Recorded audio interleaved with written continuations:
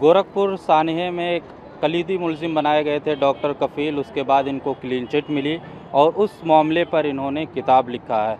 पूरी किताब आज अखिलेश यादव के साथ इसकी रस्म इजरा किए हैं। डॉक्टर साहब, अखिलेश यादव ही क्यों रस्म इजरा करने के लिए? यह बहुत अच्छा सवाल है, क्योंकि आपको ये बता दूं कि अखिलेश यादव ऐसे पर्सन थे, उस वक्त तो मैं उनको एक्स सीएम के तौर पे जानता था जब ये 10 अगस्त 2017 घटना हुई थी, और वो आए थे और उन्होंने हर परिवार को जिन्होंने अपने बच्चे खोए थे, जिन्होंने अपने चाहने वाले खोए थे, उनको 2-2 लाख रुपए की मदद की थी।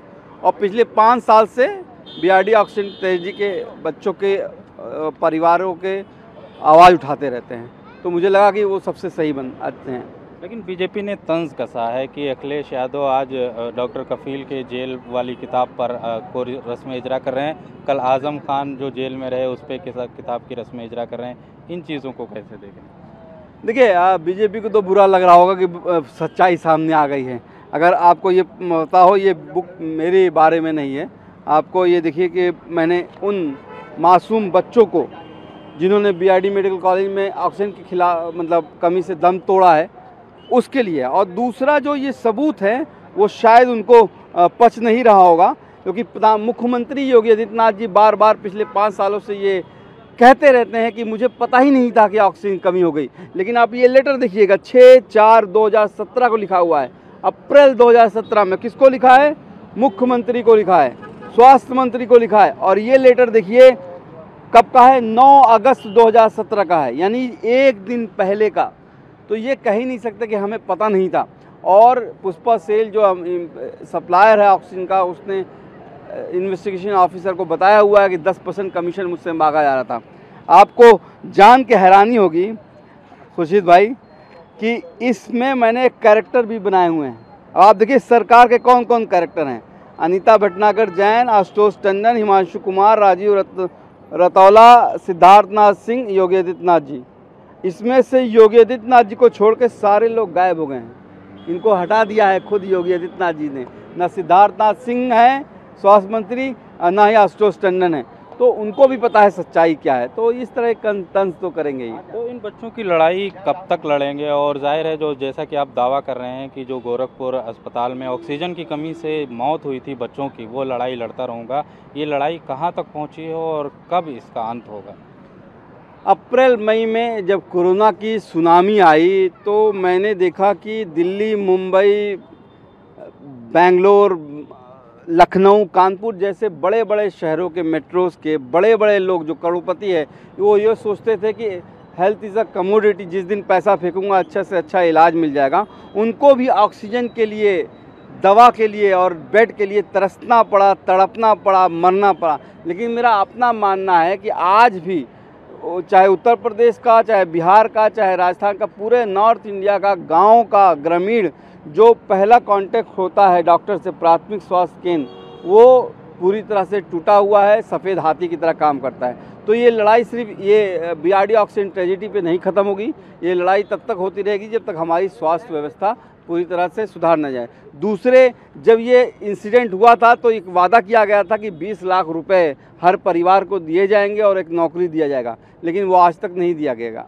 आपको भी मुअत्तल किया गया, वो अदालत में ज़ेरे समाअत है, या अदालत की कार्रवाई कहाँ तक पहुँची और क्या आपको उम्मीद है कि फिर से बहाली मिलेगी? हाँ, क्योंकि मुझे पता है कि क्लीन चिट मुझे इंक्वायरी कमेटी से मिल चुकी है। इवन मैं टर्मिनेशन आर्डर में भी ये लिखा हुआ है कि मैंने हर बच्चों को जान बचाने की कोशिश की थी। 14 जुलाई, अब जुलाई आ ही गई है, 14 जुलाई को नेक्स्ट हियरिंग है। आई होप कि सब कुछ अच्छा होगा। एमएलसी के इंतखाबात में आपने हिस्सा लिया समाजवादी पार्टी से, लेकिन उसमें शिकस्त मिली। क्या तजर्बा रहा और क्या जो इंतखाबात में शायद सियासत में आपने पहली बार हिस्सा लिया था, इन तमाम चीज़ें कैसी रहीं? जी हाँ, एकदम मेरे लिए तो, चूँकि वहाँ पे कोई लड़ना नहीं चाह रहा था गोरखपुर में, अब जो भी डर रहा हो, वो सीट खाली जा रही थी। तो अध्यक्ष जी ने कहा कि आप जाके लड़िए। और आपने देखा होगा किस तरह से पुलिस प्रशासन का ने परेशान किया। मेरी गाड़ी को हर 1-2 किलोमीटर पे रोक के चेक किया गया। मेरे जिस होटल में ठहरा था वहाँ छापा मारा। मैं गोरखपुर में, मेरी माँ अकेली थी, वहाँ पे भी उन्होंने रेड मारी कि आप 5 करोड़ रुपए छिपाए हुए हैं। पैसा हमारे पास था नहीं, ये शासन प्रशासन का खेल था। लेकिन मुझे खुशी है, और क्योंकि पूरे उत्तर प्रदेश में मैं जो है 1000 वोट पाने वाला दूसरा बंदा था। आपने अहम बात कही कि वहाँ कोई लड़ना नहीं चाह रहा था, इसलिए अध्यक्ष जी ने वो वहाँ पे जी, जी। अगर दूसरी जगह से आपको टिकट मिलता तो क्या आप जीतने की रेस में होते या कामयाबी मिलती?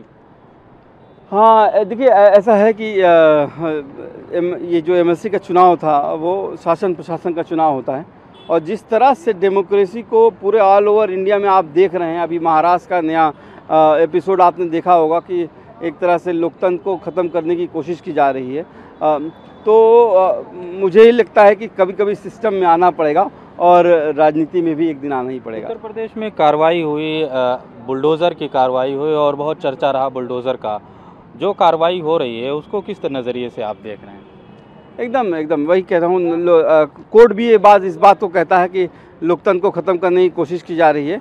अब आपको ये बता दूं कि अभी उत्तर प्रदेश सरकार ने एफिडेविट दिया है सुप्रीम कोर्ट में, जो जमायते हिंद का जो PIL है, उसमें कि 3 लोगों ने जो मोहल्ले के थे जावेद साहब के, उन 3 लोगों ने उस मकान के खिलाफ जो है एक एप्लीकेशन दी, और उस पे कार्रवाई करते हुए इन्होंने 2 नोटिस जारी किया, उसके बाद घर गिरा दिया। अब आप ये सोचिए कितना बचकाना ये आंसर है कि कोई भी मोहल्ले का, और मोहल्ले वाले कह रहे हैं ऐसा कोई आदमी इस नाम का हमारे मोहल्ले में रहता ही नहीं है।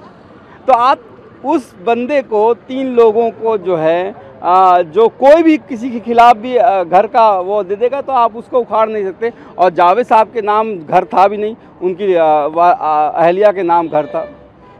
ये भी कहा जा रहा है कि जावेद की बेटी CAA प्रोटेस्ट में पेश थी, इसलिए वो बदले की कार्रवाई की गई है, जो इल्ज़ाम आयद किया जा रहा है। आप भी CAA प्रोटेस्ट में पेश थे और आपको भी क़ैदोबंद की मशक्क़तें झेलनी पड़ी। क्या लगता है इस तरीके की कार्रवाई जो है वो CAA मुजाहिरीन पर अब हो रही है, वो बदले की कार्रवाई हो रही है? बदले का तो नहीं कह सकता, लेकिन जिस तरह से मैंने 7 महीने काटे एक ऐसे स्पीच को जिसको सुप्रीम कोर्ट और हाई कोर्ट कहता है कि वो देश तोड़ने वाला नहीं, देश जोड़ने वाली बातें थीं, और इंटीग्रिटी और यूनिटी ऑफ इंडिया की बातें कर रहे थे। मुझे लगता है कि जो है सरकार को, मैं हमेशा से कहता हूँ कि सरकार, चाहे आप वोट करें चाहे ना करें, सरकार की जिम्मेदारी बन जाती है कि वो पूरी प्रजा का समान रूप, मतलब एक तरीके से निगाह से देखे, और ये इस वक्त ये नहीं हो रहा है। जी, बहुत शुक्रिया डॉक्टर कफ़ील, ख़ास बातचीत कर रहे थे, और इन्होंने अखिलेश यादव के साथ आज अपनी किताब की रस्म इजरा की है, और ये किताब गोरखपुर सानहे पर मबनी है। ETV भारत के लिए लखनऊ से कैमरामैन विजय के साथ खुर्शीद अहमद।